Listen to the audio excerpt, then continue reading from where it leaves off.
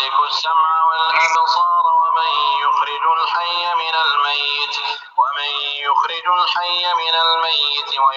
الميت من الحي ومن يدبر الأمر فسيقولون الله فقل أفلا تتقون فذلكم الله ربكم الحق فماذا بعد الحق إلا الضلال فأنى تصرفون.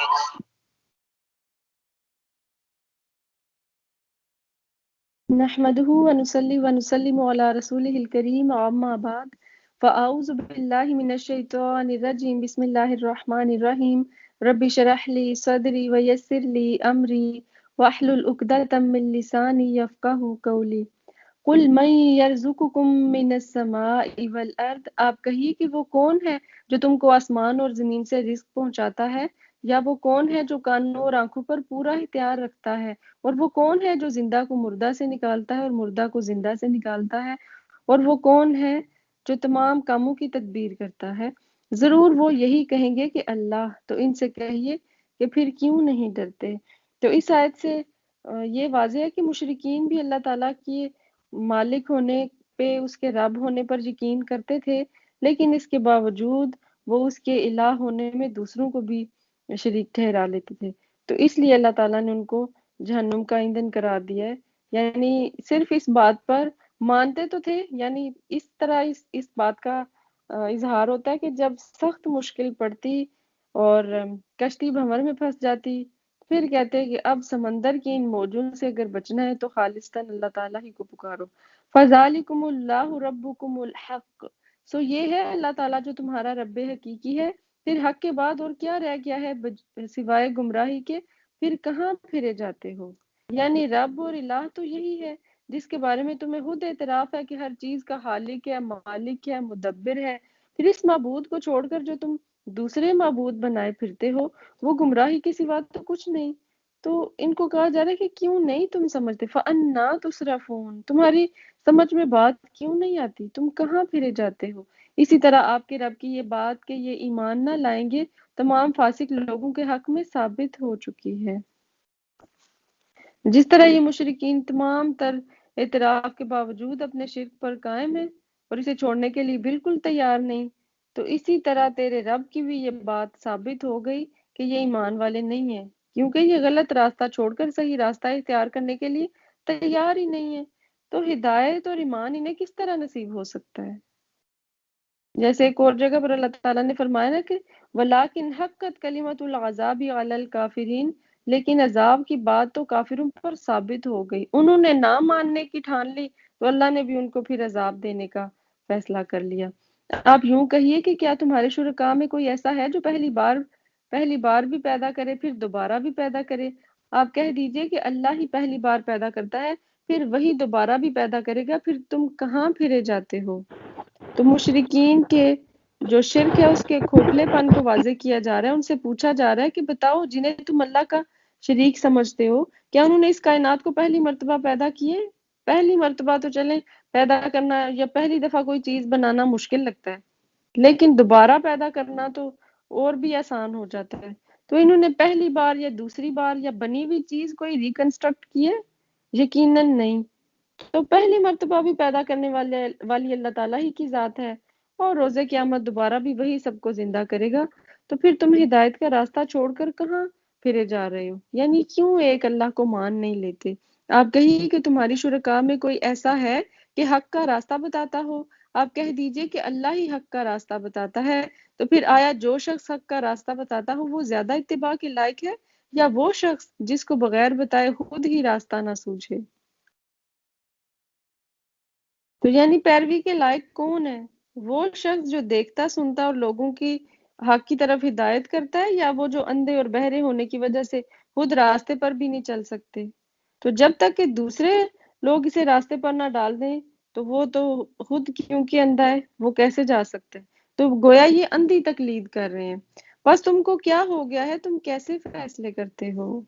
اور ان میں سے اکثر لوگ صرف گمان پر چل رہے ہیں، اپنے ذہن سے ہی باتیں سوچتے رہتے ہیں، اپنی عقل کے گھوڑے ہی دوڑاتے رہتے ہیں۔ تو ان سے کہا جا رہا ہے کہ تمہاری عقلوں کو کیا ہو گیا ہے؟ تم کس طرح اللہ کو اور اس کی مخلوق کو برابر ٹھہرائے جا رہے ہو؟ اور اللہ کے ساتھ تم دوسروں کو بھی عبادت میں شریک کر رہے ہو. جو کچھ کر رہے ہیں یقیناً اللہ سب سے باخبر ہے. اور یہ قرآن ایسا نہیں کہ اللہ کی وحی کے بغیر اپنے ہی سے گھڑ لیا گیا ہو، بلکہ یہ تو ان کتابوں کی تصدیق کرنے والا ہے جو اس کے قبل نازل ہو چکی، اور کتاب کی تفصیل بیان کرنے والا ہے، اور اس میں کوئی بات شک کی نہیں کہ رب العالمین کی طرف سے ہے. تو قرآن کی یہاں پر بتائی جا رہی ہیں کوالٹیز. قرآن وہ بک ہے کہ جو اس اپنے سے آنے والی پہلی کتابوں کی یعنی تورات اور انجیل وغیرہ کی بھی تصدیق کرنے والا ہے، اور پھر اس میں اس کتاب کی تفصیل بیان کرنے والا ایسا ہے کہ اس میں کوئی شک کی بات نہیں ہے. اور پھر یہ کہ یہ رب العالمین کی طرف سے ہے، اس رب کی طرف سے کہ جو تمام جہانوں کا مالک ہے، جو ہم سے پہلی امتیں گزری ان کا بھی، جو ہم سے بعد لوگ آئیں گے ان کا بھی. تو ہم دیکھتے ہیں کہ اس میں قیامت تک کے آنے والے مطلب جو واقعات ہیں ان کا بھی ہمیں پتہ چل جاتا ہے، جو پچھلی اقوام ہو گزری جو ان کے ساتھ سب کچھ ہوا وہ بھی ہمیں پتہ چل جاتا ہے. تو یہ قرآن ہمیں سب باتیں واضح کرتی ہے، یعنی ماضی بھی اور مستقبل بھی. کیا یہ لوگ یوں کہتے ہیں کہ آپ نے اس کو گھڑ لیا ہے؟ آپ کہہ دیجئے کہ تو پھر تم اس کے مثل ایک ہی صورت لاؤ اور جن جن غیر اللہ کو بلا سکو بلا لو اگر تم سچے ہو. یعنی اگر تمہارا یہی دعویٰ ہے نا کہ یہ قرآن نبی صلی اللہ علیہ وآلہ وسلم کا اپنا گھڑا ہوا ہے، تو وہ بھی تمہاری ہی طرح کیا کہ ایک انسان ہے. تمہاری زبان بھی انہی کی طرح عربی ہے، وہ تو ایک ہے، اور تم اگر اپنے دعوے میں سچے ہو، اگر وہ ایک ہو کر تمہارے بقول گھڑ سکتے ہیں تو تم دنیا کے ادیبوں کو اور بڑے بڑے اسکالرز کو اکٹھا کر لو اور اس قرآن کی ایک چھوٹی صورت کی کوئی مثال پیش کر دو، یعنی اس چیلنج کو قبول کرو، اس جیسا کوئی جواب لکھ کر لاؤ.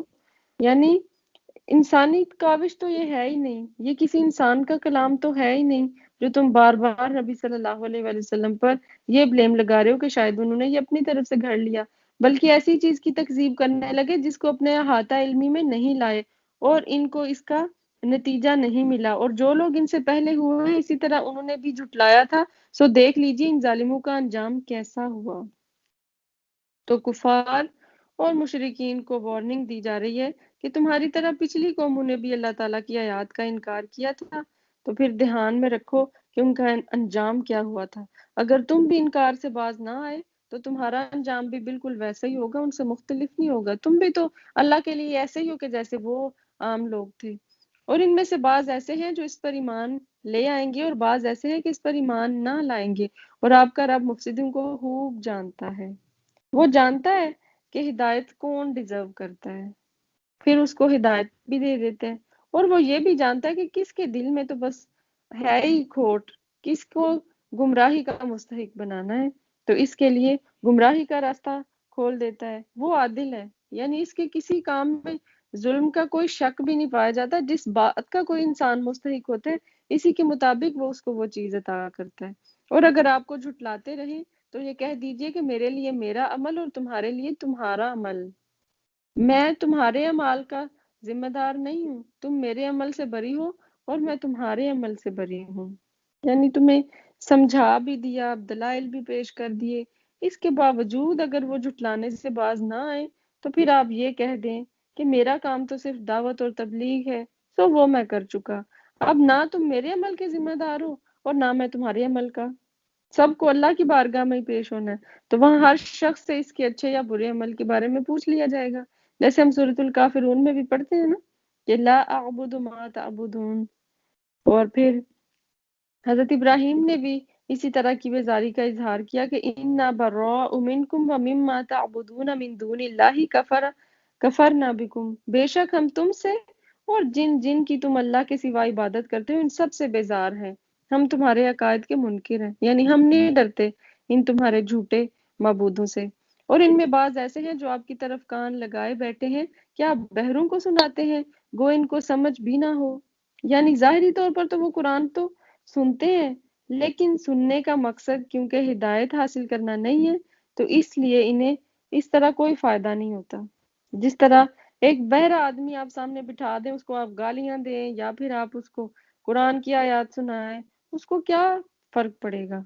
اور پھر اگر وہ بہرا مطلب عقل سے بھی پیدل ہو، یعنی وہ غیر عاقل بھی ہو، تو کیونکہ عقل مند جو بہرا ہوتا ہے وہ تو پھر بھی کچھ نہ کچھ اشاروں سے سمجھ لیتا ہے، لیکن ان کی مثال تو اس بہرے جیسی ہے کہ جس کے دماغ میں بھی فطور ہو، جس کا دماغ بھی کام نہ کرتا ہو، تو ایسے لوگوں کو کیا آپ قرآن سنائیں گی؟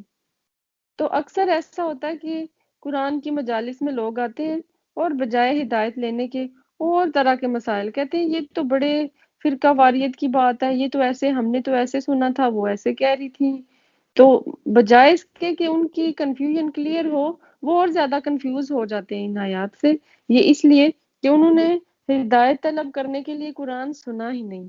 تو قرآن کو جس نیت سے سنا جائے اور جس نیت سے پڑھا جائے وہ اسی کا فائدہ دیتا ہے، اور سب سے جو امپورٹنٹلی قرآن کو پڑھنا چاہیے وہ اس لیے کہ ہم اس پر عمل کریں، ہم اس سے ہدایت حاصل کریں۔ ابن تیمیہ نے بھی فرمایا تھا نا کہ یہ جو لوگ ہیں انہوں نے اس کو ہدایت طلب کرنے اور اس قرآن پر عمل کرنے کی بجائے اس کو صرف تلاوت کر کے ثواب کمانے کا ہی ذریعہ بنا لیا۔ تو یہ قرآن کیا کے ساتھ ظلم ہے کہ اس کو ہم اپنانے کی بجائے صرف اس کو ثواب کی خاطر پڑھنا ہی کافی سمجھیں۔ آج آپ دیکھ لیں، آپ سوسائٹی میں سروے کر کے دیکھ لیجئے گا، کسی سے پوچھئے گا کہ آپ کا قرآن سے کیا تعلق ہے، یا آپ کی زندگی میں قرآن کا کتنا حصہ ہے، آپ کو قرآن کے بارے میں کیا پتہ ہے، تو وہ آپ کو زیادہ سے زیادہ بڑا اپنی طرف سے وہ اپنا مطلب بیسٹ دے رہے ہوں گے، وہ کہیں گے کہ جی میں ڈیلی تلاوت کرتی ہوں، ڈیلی میں 1 پارہ پڑھتی ہوں، ڈیلی میں 10 پارے بھی پڑھتی ہوں، لیکن اس 10 پارے پڑھنے کا کیا فائدہ کہ جس میں آپ کو پتہ ہی نہیں ہے کہ آپ کا رب آپ سے کیا ڈیمانڈ کر رہے ہیں۔ یہ تو بالکل اس لیٹر جیسا نا کہ جو آپ کے بچے نے آپ کو لکھ دیا کسی ایسی لینگویج میں جو آپ کو آتی نہیں، اور آپ نے زحمت گوارا بھی نہ کی کہ جا کر کسی سے ہی پوچھ لوں، کسی گوگل ٹرانسلیشن سے ہی ہیلپ لے لوں کہ اس کا مطلب کیا ہے، اور آپ نے بس اس کو چوما اور غلاف میں پیک کیا اور اوپر رکھ دیا، اور جب کوئی مشکل پیش آئی یا شادی کا موقع آیا تو دلہن کو اس کے نیچے سے گزار دیا، جب قسم اٹھانے کا موقع آیا تو پھر قرآن پہ ہاتھ رکھ لیا اور اس کی قسمیں کھا لیں۔ تو قرآن اس لیے نہیں آیا کہ ہم اس کو گلے میں تعویذ بنا کے پہنے، یا پھر ہم اس کے دلہنیں اس کے نیچے سے گزاریں، یا پھر ہم اس کو میت کے ساتھ 250 پارے پڑھنے کے لیے رکھ لیں کہ بس یہ مردوں کی کتاب نہیں ہے، یہ زندوں کی کتاب ہے، اس کو تو اللہ نے نازل کیا تھا تاکہ ہم اس پر امپلیمنٹ کریں، اپنی لائف اس کے مطابق گزاریں۔ اور ان میں بعض ایسے ہیں کہ آپ کو تک رہے ہیں، پھر کیا آپ اندھوں کو راستہ دکھانا چاہتے ہیں کہ ان کو بصیرت بھی نہ ہو؟ تو اسی طرح بعض لوگ آپ کی طرف دیکھتے ہیں لیکن مقصد ان کا بھی کیونکہ کچھ اور ہوتا ہے، اس لیے انہیں بھی اس طرح کوئی فائدہ نہیں ہوتا جس طرح ایک اندھے کو نہیں ہوتا۔ بالخصوص وہ اندھا جو بصارت کے ساتھ بصیرت سے بھی بالکل محروم ہو، کیونکہ بعض اندھے جنہیں مطلب نظر تو نہیں آتا لیکن وہ اتنے انٹیلیجنٹ ہوتے ہیں کہ وہ جو دیکھنے والے ہیں ان سے بھی زیادہ اچھا کام کر جاتے ہیں، لیکن ان کی مثال ایسی ہے کہ جیسے کوئی اندھا کہ جو دل کا بھی اندھا ہو اور آنکھوں کا بھی اندھا ہو، تو ایسے انسان سے آپ کیا اچھائی کی توقع کر سکتے ہیں؟ تو نبی صلی اللہ علیہ وآلہ وسلم کو بیسیکلی تسلی دی جا رہی ہے کہ اللہ کے حضور یہ لوگ تو ہیں ہی بہرے اور گونگے اور اندھے، یعنی بظاہر وہ دیکھتے تو ہیں لیکن قرآن کو نہیں سمجھ رہے، آپ کی بات وہ اڈاپٹ نہیں کر رہے ہیں، وہ پرسیو نہیں کر رہے ہیں، ان کی انڈرسٹینڈنگ نہیں ہو رہی ہے، تو اللہ کے حضور یہ وہ اندھے، وہ بہرے اور وہ گونگے ہیں کہ جو نہ صرف ظاہری ہیں بلکہ باطنی بھی، دل کے بھی اندھے اور گونگے ہیں۔ یہ یقینی بات ہے کہ اللہ لوگوں پر کچھ ظلم نہیں کرتا، لیکن لوگ خود ہی اپنی جانوں پر ظلم کرتے ہیں۔ اللہ نے تو ساری صلاحیتوں سے ہمیں نوازا، ہمارے پاس آنکھیں بھی ہیں، ہم بڑے آرام سے موبائل دیکھتے رہتے ہیں، ساری دنیا کے نظارے کرتے رہتے ہیں، کان دیے ہم ان سے جب جی چاہا میوزک سنا، جب جی چاہا ہم نے کچھ بھی سنا اس میں، اور پھر اللہ تعالیٰ نے عقل اور بصیرت بھی دی ہے جس سے ہم یہ بھی ڈسکریمنیٹ کر سکتے ہیں کہ رائٹ کیا ہے اینڈ رانگ کیا ہے، لیکن اگر ان صلاحیتوں کا استعمال کر کے وہ حق کا راستہ نہیں اپنایا، اپنے رب کو نہیں پایا، اس کے لیے کوئی کام نہیں کیا ان اعضاء کو یا ان صلاحیتوں کو استعمال کرتے ہوئے، تو پھر یہ خود ہی اپنے آپ پر ظلم کر رہے ہیں۔ اللہ تعالیٰ نے تو ان پر کوئی ظلم نہیں کیا، اللہ تو تب ظلم کرتا کہ جب کسی کو نہ آنکھیں دیتا، نہ کان، نہ دل، تو بس وہ تو ڈمی کی ڈمی، اسٹیچو کا اسٹیچو ہی پڑا رہتا۔ تو ان لوگوں نے ان صلاحیتوں کو استعمال نہ کر کے خود اپنی جانوں پر ظلم کیا ہے۔ اور ان کو وہ دن یاد دلائیے جس میں اللہ ان کو اپنے حضور جمع کرے گا، تو ان کو ایسا محسوس ہوگا گویا وہ دنیا میں سارے دن کی ایک آدھ گھڑی رہے ہوں گے اور آپس میں ایک دوسرے کو پہچاننے کو ٹھہرے ہوں۔ واقعی خسارے میں پڑے وہ لوگ جنہوں نے اللہ کے پاس جانے کو جھٹلایا اور وہ ہدایت پانے والے نہ تھے۔ ہم سمجھتے ہیں کہ دنیا کی زندگی تو بہت لمبی ہے، اتنی بڑی عمر کیسے کٹے گی اور کیسے ہم مال کے بغیر گزارا کریں، اس لیے ہمیں تو ناجائز طریقے سے بھی ہتھیانا ہے، ہمیں اپنی زندگی کو بہتر بنانے کے لیے قطع رحمی بھی کرنی ہے، اپنے رشتہ داروں سے بھی ناراضگیاں کرنی ہے، کٹ جانا ہے ان سے، لڑائیاں جھگڑے کرنے ہیں، کسی بھی ایکسٹریم پہ ہم جاتے ہیں کہ میری زندگی کا سوال ہے۔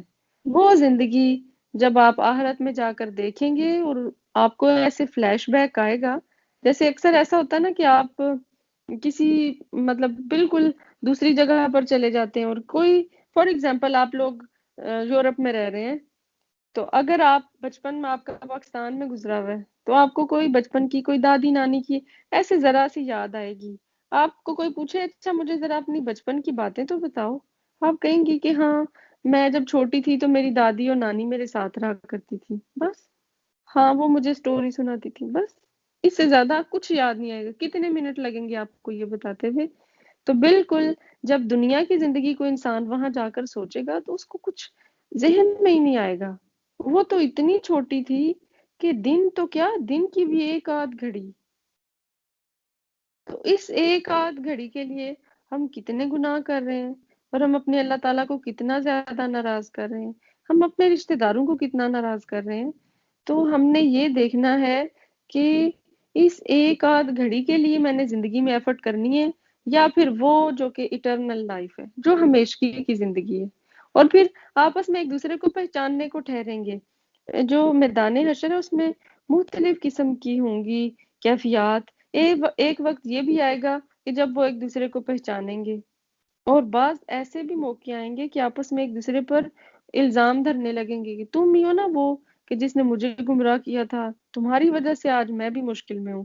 اور بعض موقعوں پر تو ایسی دہشت طاری ہوگی کہ سورۃ المؤمنون میں آتا ہے کہ فلا انصاب بینہم یومئذ ولا یتساءلون، کہ آپس میں ایک دوسرے کی رشتہ داریوں کا پتہ ہوگا اور نہ ہی ایک دوسرے کو پوچھیں گے۔ وہ کہیں گے کہ مجھے اپنی پڑی ہے، مجھے سامنے نظر بھی آ رہا ہے اچھی حالت میں یا بری ہے، میں اس کا کیا کروں؟ اس وقت تو مجھے اپنی جان بچانی ہے، اس وقت تو کسی طرح میں جہنم سے آزاد کر دیا جاؤں اور جنت میں داخل کر دیا جاؤں، میرے لیے بس یہی زندگی کا مقصد ہے۔ اور جس کا ان سے ہم وعدہ کر رہے ہیں اس میں سے کچھ تھوڑا سا اگر ہم آپ کو دکھا دیں یا ان کے ظہور سے پہلے ہم آپ کو وفات دے دیں، سو ہمارے پاس تو ان کو آنا ہی ہے، پھر اللہ ان کے سب افعال پر گواہ ہے۔ تو اس آیت میں اللہ تعالیٰ فرما رہے ہیں کہ ہم ان کفار کے بارے میں جو وعدے کر رہے ہیں، اگر انہوں نے کفر اور شرک پر اصرار جاری رکھا تو ان پر بھی اسی طرح عذاب الہی آ سکتا ہے جس طرح پچھلی قوموں پر آیا تھا۔ یعنی دنیا میں تو ہماری مخصوص حکمت کی وجہ سے ممکن ہے کہ عذاب سے بچ جائیں یا عذاب ڈیلے ہو جائے، لیکن آخرت میں تو ان کے لیے ہمارے عذاب سے بچنا بالکل امپاسبل ہے، کیونکہ قیامت کا ظہور جو ہے وہ تو یقینی ہے، اور قیامت کا مقصد ہی یہ ہے کہ وہاں اللہ تعالیٰ اپنے فرما بردار بندوں کو صلہ دے اور نافرمانوں کو سزا دے۔ اگر قیامت کا دن نہ ہوتا تو کون نیکیاں کرتا اور کون گناہوں سے بچتا؟ یہ اللہ تعالیٰ نے ہمیں ایک اچھی زندگی گزارنے کے لیے جو ٹیسٹ دیا کہ میں ایک دن تمہارا امتحان لوں گا، ایک دن تم نے میرے حضور کھڑے ہو کر اپنے ہر اچھے برے عمل کا جواب دینا ہے، تو جس کی وجہ سے ہم اپنی زندگی کو مختار طریقے سے گزارتے ہیں۔ تو اگر قیامت کا دن نہ ہو تو پھر تو زندگی کا مقصد ہی ختم ہو جائے۔ تو وہ تو دن ایسا ہے کہ اطاعت گزاروں کو ان کی اطاعت فائدہ دے گی، سچوں کو ان کی سچائی فائدہ دے گی، اور نافرمانوں کو ان کی نافرمانی کی سزا دی جائے گی۔ اور ہر امت کے لیے ایک رسول ہے، سو جب ان کا وہ رسول آ چکا ہے ان کا فیصلہ انصاف کے ساتھ کیا جاتا ہے اور ان پر ظلم نہیں کیا جاتا۔ اس کا ایک مطلب تو یہ ہے کہ ہر امت میں یعنی اللہ تعالیٰ نے رسول بھیجے، اور جب رسول اپنا فرض ادا کر چکتا ہے تو پھر ان کے درمیان انصاف کے ساتھ فیصلہ کر دیتے ہیں، یعنی پیغمبر اور اس پر ایمان لانے والوں کو بچا لیتے ہیں اور دوسروں کو ہلاک کر دیا جاتا ہے۔ اور اس کا یعنی حدیث میں بھی آتا ہے نا کہ امت محمدیہ کا فیصلہ سب سے پہلے کیا جائے گا، اور اگرچہ یعنی سب سے بعد میں آنے والے یہ لوگ ہیں، لیکن قیامت کو سب سے آگے ہوں گے اور تمام مخلوقات سے پہلے ہمارا فیصلہ کر دیا جائے گا۔ اور یہ لوگ کہتے ہیں کہ یہ وعدہ کب ہوگا اگر تم سچے ہو؟ آپ فرما دیجئے کہ میں اپنی ذات کے لیے تو کسی نفع کا اور کسی نقصان کا اختیار رکھتا ہی نہیں مگر جتنا اللہ کو منظور ہو۔ ہر امت کے لیے ایک معین وقت ہے، جب ان کا وہ معین وقت آ پہنچتا ہے تو ایک گھڑی نہ پیچھے ہٹ سکتے ہیں اور نہ آگے سے رکھ سکتے ہیں۔ تو یہ مشرکین کی عذاب الہی مانگنے پر کہا جا رہا ہے کہ میں تو اپنے نفس کے لیے بھی نفع اور نقصان کا اختیار نہیں رکھتا، کہاں یہ کہ میں کسی دوسرے کو نقصان یا نفع دوں۔ یہ سارا اختیار تو اللہ کے ہاتھ میں ہے، اور وہ اپنی مشیت کے مطابق ہی کسی کو نفع اور کسی کو نقصان پہنچاتا ہے۔ اور اللہ نے ہر امت کے لیے ایک وقت مقرر کیا ہوا ہے، اس وقت تک وہ ہر قوم کو مہلت دے گا، لیکن جب وہ وقت آ جائے گا تو پھر ایک گھڑی بھی پیچھے نہیں ہو سکتی اور نہ ہی آگے ہو سکتی ہے۔ تو یہ جو نبی صلی اللہ علیہ وآلہ وسلم سے بار بار ڈیمانڈ کی جا رہی ہے کہ جلدی یہ عذاب لے آئیں، آپ ہمیں بتائیں تو صحیح، آپ کیوں ڈرا رہے ہیں ہمیں، اور عذاب آنا بھی ہے کہ نہیں آنا، قیامت آنی بھی ہے کہ نہیں آنی۔ تو نبی صلی اللہ علیہ وآلہ وسلم کے الفاظ کے ذریعے، مطلب قرآن کے الفاظ کے ذریعے ان سے یہ کہلوایا جا رہا ہے کہ آپ تو اپنے نفع نقصان کے بھی قادر نہیں ہیں، کہاں یہ کہ آپ عذاب لے آئیں کسی پر یا عذاب کو ٹال دیں۔ آپ فرما دیجئے کہ یہ بتاؤ کہ اگر تم پر اللہ کا عذاب رات کو آ پڑے یا دن کو، تو عذاب میں کون سی چیز ایسی ہے کہ مجرم لوگ اس کو جلدی مانگ رہے ہیں؟ یعنی عذاب کوئی اچھی چیز تو نہیں ہے، یہ تو ناپسندیدہ چیز ہے جس سے دل نفرت کرتے ہیں اور طبیعت اس کا انکار کرتی ہے۔ پھر بھی اس میں کیا خوبی دیکھتے ہیں کہ اسے بس عذاب ہی کی باتیں کرتے ہیں، کب آئے گا وہ عذاب، کب آئے گی قیامت، کیا پھر جب وہ آ ہی پڑے گا اس پر ایمان لاؤ گے؟ ہاں اب مانا، حالانکہ تم اس کی جلدی مچایا کرتے تھے۔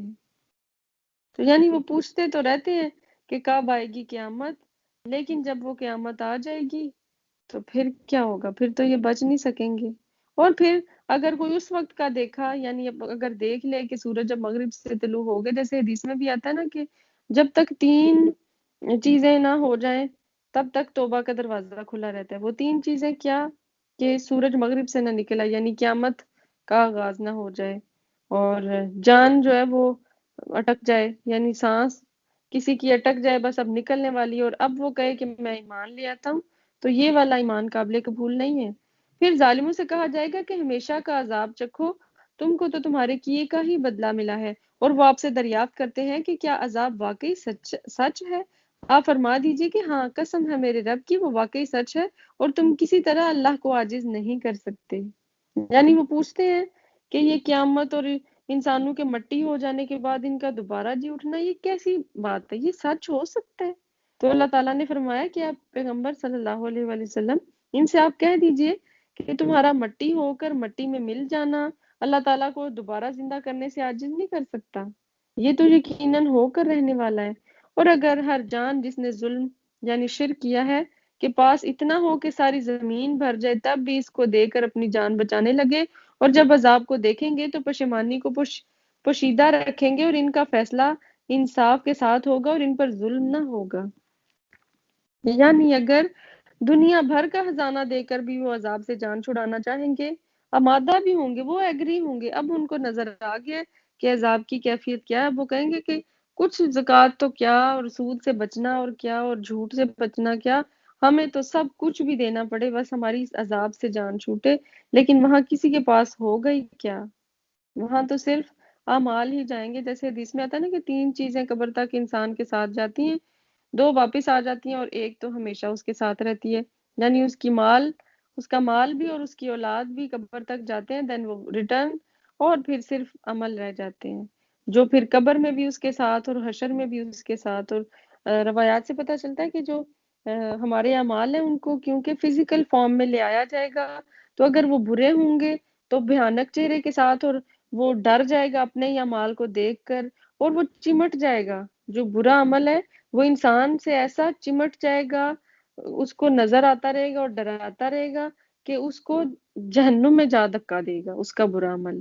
اور جو اچھا عمل ہے وہ بھی اسی طرح خوبصورت خوشنما آدمی کی شکل میں آئے گا، تو انسان اس سے پوچھے گا کہ تم کون ہو؟ تو اس کو بتائے گا کہ میں تمہارے اچھے اعمال ہوں، میں تمہارا اچھا عمل ہوں، میں تمہارے ساتھ رہوں گا۔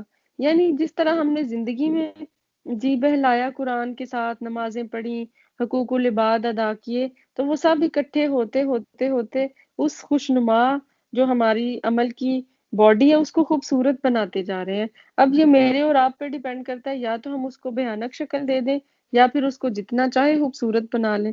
دیکھیں خوبصورت چیز کو دیکھ کر انسان کتنا ریلیکسڈ فیل کرتا ہے اور پھر خوش ہوتا ہے، اور یہ کہ پھر وہ چیز آپ کو اتنا زیادہ فائدہ دینے والی ہو کہ جنت یا جہنم میں لے جائے، تو اس لیے ہمیں ہر وقت اپنے اعمال کی فکر کرتے رہنے کی ضرورت ہے۔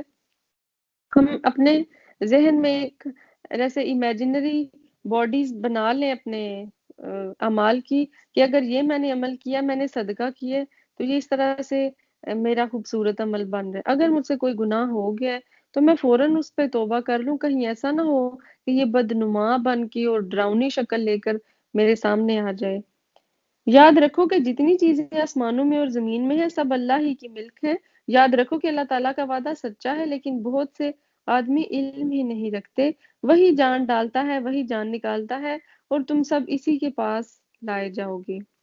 کل میں کسی کی ڈیتھ پر گئی ہوئی تھی، تو میں نے ان سے پوچھا کہ کس طرح سے رہا ان کا یہ جان کنی کا عالم، اور وہ تو ان کی وائف مجھے کہنے لگی کہ میں نے ان کو اپنی گود میں لٹایا ہوا تھا، ان کا سر میری گود میں تھا، تو میں نے ویسے ہی ان کو ایسے سیدھا کرنا چاہا، تو مجھے تو پتہ ہی نہیں کہ کب ان کی جان نکل گئی۔ تو میں نے کہا انسان کتنا بے خبر ہے، وہ کب جان ڈال دیتا ہے اور کب جان نکال دیتا ہے۔ اور اگر آپ کسی پریگننٹ وومن سے پوچھیں کہ کب تمہارے بچے میں جان ڈالی گئی، کب اس میں روح پھونکی گئی، کب اس نے موومنٹ سٹارٹ کر دی، کب اس کا جو نطفہ ہے اس میں اللہ تعالیٰ نے ایک بیبی بنانے کا فیصلہ کر لیا، کب یہ ہوا، کیا تم کوئی ایگزیکٹ ٹائمنگ بتا سکتی ہو؟ تمہیں پتہ ہے؟ حالانکہ وہ اس کی اپنی باڈی میں ہو رہا ہے، تو وہی جان ڈالتا ہے اور وہی نکالتا ہے۔ کسی کو خبر ہی نہیں ہوتی کہ کب وہ یہ سارے کام کرتا ہے۔ وَإِلَيْهِ تُرْجَعُونَ، جو امپورٹنٹ بات یہ ہے کہ تم اسی کی طرف لوٹائے جاؤ گے۔ تو انسان اپنی موت کو یاد کرے، تو پھر یعنی یہ سوچتا رہے کہ میں نے اللہ کے حضور حاضر ہونا ہے، میں نے ادھر جانا ہے۔ جیسے اکثر ہم جب ٹکٹ کروا لیتے ہیں ادھر ادھر جانے کی، تو پھر ہم اسی حساب سے پیکنگ کرتے ہیں، اپنے گھر کا سامان بھی اسی حساب سے سیٹ کرتے ہیں، یا اگر ہم نے شفٹنگ کرنی ہے۔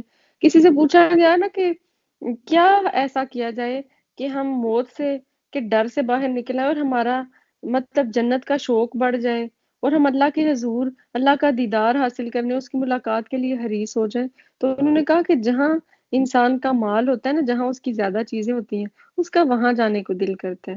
آپ بھی وہیں جانا پسند کرتے ہیں جہاں آپ کے پیرنٹس ہوں، آپ کا گھر ہو، آپ کے وہاں اچھے اچھے ڈریسز رکھے ہوئے ہوں، تو انسان کہتا ہے چلو وہاں میں جا کر ریلیکس کروں۔ تو جہاں ہم بھیجتے جائیں گے اپنے اچھے اعمال، صدقہ کرتے رہیں گے، اپنا مال بھیجتے رہیں گے، تو وہاں ہمارا جانے کا جی بھی کرے گا۔ وہ ایک صحابی کے بارے میں آتا ہے نا کہ انہوں نے اپنے گھر میں اتنا تھوڑا بہت سا بس گزارے کا سا سامان رکھا ہوا تھا، تو کوئی ان کے گھر آیا تو انہوں نے کہا کہ یہ سامان کدھر گیا، آپ کا گھر اتنا خالی خالی سا کیوں ہے؟ تو انہوں نے کہا کہ اپنے آگے والے گھر میں بھیج دیے، دوسرے گھر میں بھیج دیے۔ تو انہوں نے کہا کہ کچھ اس گھر میں بھی رہنے دیتے۔ تو وہ کہتے ہیں کہ اس گھر کا مالک جو ہے وہ رہنے نہیں نہ دے گا، ادھر اس دنیا میں رہنے دے گا اللہ تعالیٰ آپ کو؟ بنا لیں جتنے مرضی گھر بنانے ہیں، جتنے مرضی آپ فرنیچر خریدیں، اپنی کراکری سیٹ کریں، خوب ڈیکوریشن پیسز خریدیں، تو کیا وہ اس گھر کا مالک آپ کو رہنے دے گا؟ دنیا میں کب تک آپ جئیں گے؟ یعنی مطلب کہ میں نے تو وہ ساری چیزیں اگلے گھر میں بھیج دی تاکہ میں خود بھی وہاں چلا جاؤں۔ یہاں میں نے گھر اور چیزیں اور یہ ساری لگژری بنا کے کیا کرنا ہے کہ مجھے میرا مالک یہاں رہنے تو دے گا ہی نہیں۔ اے لوگو، تمہارے پاس تمہارے رب کی طرف سے ایک ایسی چیز آئی ہے جو نصیحت ہے، اور دلوں میں جو روگ ہے ان کے لیے شفا ہے، اور رہنمائی کرنے والی ہے، اور رحمت ہے ایمان والوں کے لیے۔ تو یہ آیت ایسی ہے کہ جس کو پڑھ کے قرآن پر بڑا ہی پیار اور محبت، اور ایسے دل چاہتا ہے کہ جیسے قرآن کی نعمت پر انسان اللہ کا شکر ادا کرے اور بس سجدہ کر دے کہ اللہ تعالیٰ اتنی پیاری چیز، کیا چیز؟ یا ایہا الناس قد جاءتکم موعظۃ من ربکم وشفاء لما فی الصدور وہدی ورحمۃ للمؤمنین۔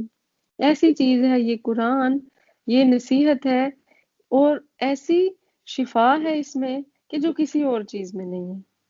تو آج کل قرآن تھراپی کے ذریعے لوگوں کے علاج بھی کیے جا رہے ہیں، اور کتنے لوگ ہیں کہ جو اس قدر بیمار ہوتے ہیں اور قرآن سے ان کو شفا ملتی ہے، یعنی انہوں نے قرآن پڑھنا شروع کر دیا، اس کو سمجھنا شروع کیا، یا اس کی کسی ایک آیت کو لے کر اس کا ورد ہی ایون کیا، کسی ایک سورہ کو اپنی زندگی میں شامل کر لیا، یا اس کی تلاوت سننا شروع کر دی، تو یہ قرآن جو ہے یہ شفا ہے، اور ایسی شفا کہ جو دلوں میں چھپی ہوئی بیماریوں کو دور کرتی ہے۔ دلوں کے روگ کیا ہوتے ہیں؟ دل میں نفرت بھی ہم پال لیتے ہیں، وہ بھی ایک بیماری ہے۔ کسی سے نفرت ہو گئی ہے، قرآن سنیں۔ کسی سے بہت زیادہ محبت ہو گئی ہے، قرآن سنیں۔ کسی سے حسد ہو گیا ہے، قرآن سنیں۔ دل میں لگتا ہے نفاق پیدا ہو گیا ہے، جو کہ سخت بیماری ہے، یہ تو انجائنا اور ہارٹ اٹیک سے بھی زیادہ ڈینجرس ہے، تو قرآن کریم کی تلاوت سنیں اور پڑھیں بھی اس کو۔ اور پھر غم بھی دل میں ہی ہے، صدور میں، یعنی ہمارے سینوں میں غم بھی آ جاتا ہے نا، تو اس کے لیے بھی قرآن ہر ایسے لگتا ہے کہ درد تو بہت سے، بیماریاں تو کوئی لاکھ لے کر آئے کہ مجھے ڈاکٹر صاحب یہ بھی مسئلہ ہو گیا، وہ بھی مسئلہ ہو گیا، تو یہ جو اللہ تعالیٰ ہے الشافی، یہ کیا کہہ رہا ہے کہ بس قرآن سے شفا حاصل کرو، اس کو پڑھو، اس کو سمجھو، اس پر عمل کرو، اس کو اپنی زندگیوں میں شامل کر لو۔ صرف ایسا ہی نہ کرو کہ کہیں سے تعویذ لا کے قرآن کے اور اپنے گلے میں لٹکا لو، یہ چیز آپ کو فائدہ نہیں دے گی۔ جیسے آپ کو بیماریوں کو دور کرنے کے لیے میڈیسن کو کھانا پڑتا ہے، کیا میڈیسن کا نسخہ وہ جو آپ کو ڈاکٹر نے لکھ دیا، اس کو دیکھتے رہنے سے، اس کو فریم کر کے سامنے لگا لینے سے، اس کو گلے میں لٹکانے سے، اس کو چومنے سے کوئی فائدہ ہوگا؟ بالکل نہیں۔ اس کا فائدہ تب ہوگا کہ جب آپ اس کو اپنے اندر اتاریں گے۔ تو اگر قرآن سے ہم شفا حاصل کرنا چاہتے ہیں تو قرآن کے اندر ہمیں غوطہ لگانا پڑے گا، اور قرآن کو اپنے اندر ڈالنا پڑے گا۔ وہ رہنمائی کرنے والی ہے، کوئی سمجھ نہیں آتی زندگی میں کیا کریں تو کھول لیں کتاب اور دیکھیں کہ اللہ تعالیٰ کیا حکم دیتے ہیں۔ اکثر ایسا ہوتا ہے کہ آپ کے ذہن میں کوئی سوال ہوتا ہے، کوئی چیز آپ کو بہت پنچ کر رہی ہوتی ہے، اس دن آپ کلاس میں آتے ہیں یا ویسے تلاوت کرتے ہیں، کسی دن آپ کا موڈ ہوتا ہے، آپ کہتے ہیں اچھا آج میں اکیلے بیٹھ کر قرآن سمجھنے کی کوشش کرتی ہوں، میں آج اس کا ترجمہ پڑھتی ہوں، آپ کھولتے ہیں، آپ کو آپ کے سوالوں کا جواب مل جاتا ہے۔ یہ ہے اس کتاب کا معجزہ، رہنمائی کرنے والی۔ آپ نے تو اس سے پوچھا بھی نہیں، بس آپ کے دل میں تھا اور آپ نے اس کو کھولا اور آپ کو جواب مل گیا، اور رحمت ہے ایمان والوں کے لیے۔ تو قرآن وہ چیز ہے کہ جو آپ کے حق میں یا آپ کے خلاف حجت ہے۔ قرآن ایک انسان کی شکل میں آئے گا اور اپنے پڑھنے والے کے حق میں آ کر سفارش کرے گا، یعنی آپ کے حق میں آ کے دلیلیں دے گا کہ اس شخص نے تو مجھے پڑھتے پڑھتے اپنا گلا خشک کر لیا، یہ تو راتوں کو جاگا کرتا تھا مجھے پڑھنے کے لیے، اس نے تو مجھے اپنا بیسٹ دیا، اس نے تو مجھے بڑا ٹائم دیا، تو یہ اب کیسے ہو سکتا ہے کہ جس نے مجھ سے جی بہلائے رکھا، آج میں اس کا جی جب گھبرا رہا ہے تو میں اس کو اکیلا چھوڑ دوں؟ تو آپ کہہ دیجئے کہ بس لوگوں کو اس انعام اور رحمت پر خوش ہونا چاہیے۔ قل بفضل اللہ وبرحمتہ فبذالک فلیفرحوا هو خیر مما یجمعون، اور رحمت پر خوش ہونا چاہیے، اور یہ ان چیزوں سے 1000 درجے بہتر ہے جس کو وہ جمع کر رہے ہیں۔ جہاں جہاں ہمارے دھیان لگے ہوئے ہیں، ہم نے اپنی ساری صلاحیتوں کو ضائع کر دیا ہے، جہاں ہم صبح سے لے کے شام تک جاب کر رہے ہیں، اپنے گھروں کو سجا رہے ہیں، یا کوئی ڈگری کر رہے ہیں، کوئی بھی کام کر رہے ہیں، تو یہ قرآن ہر چیز سے بیسٹ ہے۔ نبی صلی اللہ علیہ وآلہ وسلم نے فرمایا نا کہ بیسٹ پیپل کون ہے، تمہیں سب سے اچھے کون ہیں؟ کہ جو قرآن پڑھتے ہیں اور پھر دوسروں کو پڑھاتے ہیں۔ تو یہ قرآن وہ نعمت ہے کہ جس کو لے کر آپ کو تو خوشی منانی چاہیے۔ فَلْيَفْرَحُوا، خوش ہو جائیں، الحمدللہ کہیں، سار سجدے میں جھکا لیں کہ اللہ تعالیٰ تو نے توفیق دی مجھے یہ پڑھنے کی، اور پھر اس نے میرے اوپر اتنا اثر کیا کہ میری زندگی کو بدل ڈالا۔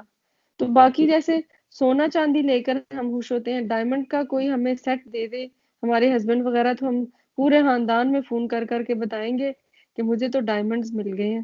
تو یہ ڈائمنڈز کی تو بارش ہو رہی ہے آپ کے اوپر، اس پر تو ہمیں سب سے زیادہ خوشی منانی چاہیے، لیکن اس کی اہمیت ہی نہیں ہم جانتے۔ بالکل وہ جیسے کسی بچے کو آپ پکڑا دیں، کوئی لاکھوں نوٹ پکڑا دیں یا سونا چاندی اس کے ہاتھ میں تھما دیں، ہیرے جواہرات دے دیں، وہ ایسے 2 منٹ کھیلے گا، اس کو یہی لگے گا گول گول بس یہ بالز ہی ہیں، ان کو ادھر ادھر اڑائے گا اور اٹھ کے چلا جائے گا۔ اس کو کیا خبر کہ یہ کتنی قیمتی چیزیں، ان کو تو سنبھال کے رکھنا تھا، ان کو تو سینے سے لگا کے رکھنا تھا۔ تو ہم اس بچے کی طرح کے جس کو سونے چاندی کے موتی آپ نے پکڑا دیے، ہم نے پکڑی ان آیتوں کو، بس ان کو ظاہری لفظ بلفظ پڑھنے کی کوشش کی، صرف تجوید سیکھی اور کہا کہ ہم نے تو قرآن ختم کر لیا، ہمارے بچے نے بھی آج قرآن ختم کر لیا۔ تو قرآن کو ختم نہیں کرنا، اس کو مکمل کرنا ہے، اس کو اپنے اندر اتارنا ہے۔ جیسے وہ ہیرے جو ہیں ان کو ہم گلے میں لگا لیتے ہیں نا، تو اس کو بھی ہم نے اپنے سینے میں سجا لینا ہے، اس کو یاد کرنے کی کوشش کرنی ہے، اس کو سمجھنے کی کوشش کرنی ہے۔ پھر نبی صلی اللہ علیہ وآلہ وسلم نے فرمایا نا کہ اللہ تعالیٰ اس قرآن کے ذریعے ہی بہت سوں کو ترقی دیتا ہے اور بہت سوں کو اسی کے ذریعے گرا دیتا ہے۔ گراتا کن کو ہے؟ جو اس کو چھوڑ دیتے ہیں۔ تو اللہ تعالیٰ اس قرآن کی مطلب اس کو پس پشت ڈالنے کے گناہ پر ان کو بالکل ملیا میٹ کر کے رکھ دیتا ہے، ان کا صفحہ ہستی سے نام ہی مٹا دیتا ہے۔ وہ آئے بھی تھے زندگی میں، کبھی بسے بھی تھے اور چلے گئے، کوئی ان کو یاد نہیں کرتا۔ تو یہ اللہ کی وہ رحمت ہے کہ جس کو ہم نے اپنے دامن کو جتنا پھیلائیں گے، جتنی اس کے لیے ایفرٹ کریں گے، ہم نے اس کو سمیٹنا ہے۔ اور پھر کوئی نعمت قرآن میں ایسی نہیں ہے کہ جس پر اللہ تعالیٰ نے کہا کہ فل یفرحوا، تمہیں صحت ملی ہے خوش ہو جاؤ، تمہیں اولاد ملی ہے خوش ہو جاؤ، تمہیں بڑا گھر مل گیا خوش ہو جاؤ۔ کوئی بھی ایسی چیز پر اللہ نے نہیں کہا، صرف اس چیز پر کہا کیونکہ اللہ نے اس کو نازل کیا، اللہ نے بھیجا، اور پھر اس کا فائدہ کیا ہے اللہ تعالیٰ کو پتا تھا، اس لیے اللہ تعالیٰ نے کہا کہ یہ تو وہ چیز ہے کہ جس کو لے کر تو تمہیں بس سکون آ جانا چاہیے۔ ہوا خیر مما یجمعون، یہ ہر اس چیز سے بہتر ہے جس کو تم جمع کر رہے ہو۔ چھوڑو سونے چاندیوں کو، چھوڑو یہ کوٹھیوں کاروں کو، یہ قرآن کو سمیٹو۔ جب ہم قرآن کے راستے پر نکلتے ہیں تو یہ مطلب ہو جاتا ہے اکثر کہ ہمارے گھر اس طرح سے صاف نہ ہوں، شاید ہم جیسے عام روٹین میں ریسیپیز ٹرائی کر رہے ہیں، اب کیونکہ ہم نے قرآن کو فوکس کیا ہے تو ہم وہ ریسیپیز نہیں ٹرائی۔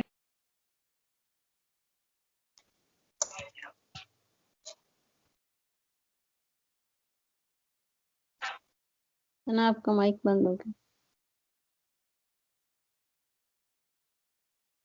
وہ کہتے ہیں کہ نہیں، ہم اس قرآن کو تب پڑھیں گے، ابھی فی الحال میں ڈگری کر رہی ہوں، ابھی میں جاب کر رہی ہوں، میرے پاس ٹائم نہیں ہے۔ تو ان سب کو یہ بتا دیجئے کہ ہوا خیر مما یجمعون، یہ تو ہر اس چیز سے بہتر ہے کہ جس کو لوگ جمع کر رہے ہیں۔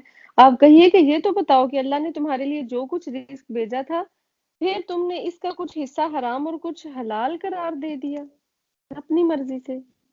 اس سے مراد وہی مشرکین کے جانور ہے نا کہ جو بتوں کے نام پر چھوڑ دیا کرتے تھے۔ تو آپ پوچھئے کہ کیا تم کو اللہ نے حکم دیا تھا یا اللہ پر افطرا ہی کرتے ہو؟ اور جو لوگ اللہ پر جھوٹ افطرا باندھتے ہیں، ان کا قیامت کی نسبت کیا گمان ہے؟ واقعی لوگوں پر اللہ تعالیٰ کا بڑا ہی فضل ہے، لیکن اکثر آدمی شکر نہیں کرتے۔ وَلَٰكِنَّ أَكْثَرَهُمْ لَا يَشْكُرُونَ۔ اللہم لا تجعلنا منہم، اللہ تعالیٰ تم ہمیں تو ایسے لوگوں میں شامل نہ کرنا کہ جن کو تو نے نہ شکرہ کہہ دیے، ہمیں تو اپنے شکر گزار لوگوں میں شامل کر لینا۔ اور آپ کسی حال میں ہوں اور ان احوال کے آپ کہیں سے قرآن پڑھتے ہوں اور جو کام بھی کرتے ہوں، ہم کو سب کی خبر رہتی ہے۔ جب تم اس کام میں مشغول ہوتے اور آپ کے رب سے کوئی چیز ذرا برابر بھی غائب نہیں، نہ زمین میں اور نہ آسمان میں، اور نہ کوئی چیز اس سے چھوٹی اور نہ کوئی چیز بڑی، مگر یہ سب کتاب مبین میں ہے۔ تو اس آیت میں اللہ تعالیٰ نے نبی صلی اللہ علیہ وآلہ وسلم اور مومنین سے خطاب کرتے ہوئے فرمایا کہ وہ تو تمام مخلوقات کے حالات سے واقف ہے۔ ہر گھڑی، ہر لمحہ انسان اللہ تعالیٰ کی نظر میں، زمین اور آسمان کی کوئی چھوٹی چیز یا کوئی بڑی چیز اس سے چھپی بھی نہیں ہے۔ جیسے سورۃ الانعام میں بھی ہم نے پڑھا تھا نا کہ اسی کے پاس غیب کے خزانے ہیں جنہیں وہی جانتا ہے، اسے جنگلوں اور دریاؤں کی سب چیزوں کا علم ہے، اور کوئی پتہ نہیں گرتا مگر وہ تو اس کو بھی جانتا ہے، اور زمین کے اندھیروں میں کوئی دانہ اور کوئی ہری اور سوکھی چیز نہیں مگر وہ کتاب مبین میں لکھی گئی ہے۔ تو جب اللہ تعالیٰ اتنا باخبر ہے، اس کا اتنا زیادہ نالج ہے، تو کیا وہ انسان کی کیفیت کو، اس کے دل اور اس کے ایمان کو نہ جانتا ہوگا؟ الا ان اولیاء اللہ لا خوف علیہم ولا هم یحزنون، یاد رکھو اللہ کے دوستوں پر نہ کوئی اندیشہ ہے اور نہ وہ غمگین ہوتے ہیں۔ وہ سچے اور مخلص مومن کہ جنہوں نے اللہ تعالیٰ کی اطاعت اتنی ایسے کی کہ جتنی کی جا سکتی تھی، اس کا حق ادا کر دیا، اور گناہوں سے خود کو ایسے بچایا کہ جیسے بچانے کا حق تھا، جو ایمان لائے اور جنہوں نے تقوی اختیار کیا اور ایمان اور تقوی ہی تو وہ چیزیں ہیں کہ جو اللہ تعالیٰ کے قریب لے جاتی ہیں انسان کو. ہر لحاظ سے اس انسان کا دل متقی ہے، وہ مومن ہے، تو اللہ تعالیٰ نے ایسے لوگوں کو اپنا دوست کہا ہے. اللہم اجعلنا منہم، ہم بھی اللہ تعالیٰ کے دوست بن جائیں. یہ وہ لوگ ہیں جو ایمان لائے اور برائیوں سے پرہیز رکھتے ہیں. ان کے لیے دنیاوی زندگی میں بھی اور آخرت میں بھی خوشخبری ہے. اللہ تعالیٰ کی باتوں میں کچھ فرق ہوا نہیں کرتا، یہ بڑی کامیابی ہے. اور آپ کو ان کی باتیں غم میں نہ ڈالیں، تمام تر غلبہ اللہ ہی کے لیے ہے، وہ سنتا اور جانتا ہے. تو نبی صلی اللہ علیہ وآلہ وسلم کے خلاف اگر باتیں کی جا رہی تھیں تو ان سے کہا جا رہا ہے کہ آپ ان کی باتوں پر غمزدہ نہ ہوں، آپ ان کی باتوں پر توجہ نہ دیں، جسٹ اگنور. تو ہمارے لیے بھی یہی ہے کہ اگر ہم دوسروں کی باتوں پر توجہ دیں گے تو اپنے مقصد سے ہٹ جائیں گے. اگر ہم نے هو الفوز العظیم، یہ بڑی کامیابی پانی ہے، تو اپنے مقصد پر ہمیشہ نظر رکھنا ہے، کانسٹنٹلی اپنا کام کرتے چلے جانا ہے. لوگ باتیں تو کریں گے، وہ ضرور کہیں گے کہ یہ کل کی بچی آج ہمیں سکھانے چلی ہے، اس کو کچھ اپنا تو پتہ نہیں ہے، وہ فلاں وقت یہ بھول گئی ہے جب خود اس کو ہوش نہیں ہوتا تھا کہ اس کا دوپٹہ بھی کدھر ہے اور اس کو نماز بھی پڑھنی نہیں آتی تھی، آج یہ دین کی باتیں کرنے لگی ہے. تو ایسی باتیں تو ہوں گی. جب بھی کوئی اللہ کے راستے میں نکلے گا اس کو آزمایا تو جائے گا، یہی تو ٹیسٹ ہے، یہی تو دیکھا جائے گا کہ یہ کتنی اطاعت کرتا ہے. یاد رکھو کہ جتنے کچھ آسمانوں میں ہے اور جتنے زمین میں ہے یہ سب اللہ ہی کے ہیں، اور جو لوگ اللہ کو چھوڑ کر دوسرے شرکاء کی عبادت کر رہے ہیں، کسی چیز کی اتباع کر رہے ہیں، صرف بے سند خیال کی اتباع کر رہے ہیں اور محض اٹکلیں لگا رہے ہیں. یعنی اللہ کے ساتھ کسی کو شریک ٹھہرانا کسی دلیل کی بنیاد پر نہیں ہے، بلکہ یہ تو صرف کیا سرائیاں ہیں اور اپنے ذہن کی چیزیں ہیں. یعنی اپنے امیجینیشن میں کوئی گھڑتا رہے کوئی اور الہ اور معبود، تو الہ تو وہی ہے کہ جو ایک ہے. هو الذی جعل لکم اللیل لتسکنوا فیہ والنہار، وہ ایسا ہے جس نے تمہارے لیے رات بنائی تاکہ تم اس میں آرام کرو، اور دن بھی اس طور پر بنایا کہ دیکھنے بھالنے کا ذریعہ ہے. روز شام ہوتی ہے اور ہم کہتے ہیں کہ اب میں تو سونے چلی ہوں. یہ نہیں کبھی سوچا کہ اللہ تعالیٰ کا کتنا یہ شکر کا مقام ہے کہ الحمدللہ اگر یہ شام نہ آتی، یہ رات نہ آتی، ہم تو بس ادھر ہی بھٹک بھٹک کے کام ہی کرتے رہتے، کچھ سمجھ ہی نہ آتی کہ کیا کرنا ہے. تو اس نے رات کی چادر تان دی ہر چیز پہ، سب کو سلا دیا کہ اب تمہیں بھی ریسٹ کی ضرورت ہے، اب تم بھی سو جاؤ. تو کتنی اچھی باڈی ریپیئر ہو جاتی ہے جب ہم رات کو سو جاتے ہیں، اور پھر کتنا سکون ملتا ہے. کوئی اکثر ایسا ہوتا ہے ہمیں سٹریس ہوتی ہے یا پھر کوئی مطلب چل رہے ہوتے ہیں، کرائسس چل رہے ہیں، کوئی آپ کو مطلب ٹینشن ہے، تو جب ہم سو جاتے ہیں تو لتسکنوا فی، ہم اس میں سکون پا جاتے ہیں. ہمیں یاد ہی نہیں رہتا کہ میرے ساتھ تو وہ مسئلہ بھی تھا، مجھے تو فلاں باڈی پارٹ میں پین بھی ہو رہی تھی. تحقیق اس میں دلائل ہیں ان لوگوں کے لیے جو سنتے ہیں.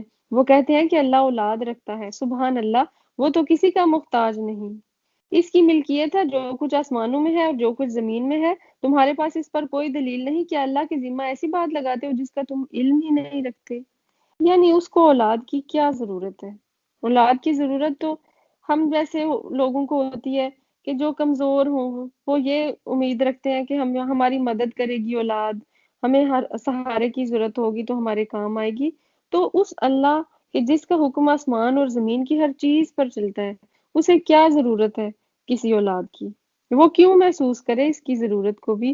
وہ تو ہر چیز پر قادر ہے، اس کی تو قدرت اور اس کی بادشاہت تو ہر چیز پر ہے. اور پھر ہمیں یہ ہوتا ہے نا کہ جب ہم مر جائیں گے تو ہماری وارث بنے اور ہماری چیزوں کو آگے کنٹینیو کرے، ہمارا کوئی نام زندہ رکھے. تو اللہ کو تو فنا ہے ہی نہیں، وہ تو فنا سے بالکل پاک ہے. تو یہ تو ایسے انسانوں کے لیے اولاد کی ضرورت ہے نا کہ جنہوں نے فنا ہو جانا ہے. اللہ نے نہ تو فنا ہونا ہے، نہ ہی اس کے لیے کوئی کمزوری ہے، نہ اس کو سہارے کی ضرورت ہے، تو اس لیے وہ اولاد سے بالکل پاک ہے. آپ کہہ دیجئے کہ جو لوگ اللہ پر جھوٹ باندھتے ہیں وہ کامیاب نہ ہوں گے. یہ دنیا میں تھوڑا سا عیش ہے، پھر ہمارے پاس ان کو آنا ہے، جتنی عیش کرنی ہے کر لیں. یہ یاد رکھو کہ ایک دن اللہ ہی کے حضور لوٹ کر جانا ہے. اور پھر اللہ تعالیٰ جب سارے انسانوں میں سے جو سب سے زیادہ آسائش والی زندگی بھی گزار کر آیا ہوگا، اس سے پوچھے گا جب وہ جہنم میں ہوگا کہ کیا تم نے کوئی آسائش دیکھی ہے کبھی؟ کبھی تمہیں زندگی میں سکون بھی نصیب ہوا ہے؟ تو وہ کہے گا کہ اللہ کی قسم میں نے تو کبھی کوئی چین سکون پایا ہی نہیں۔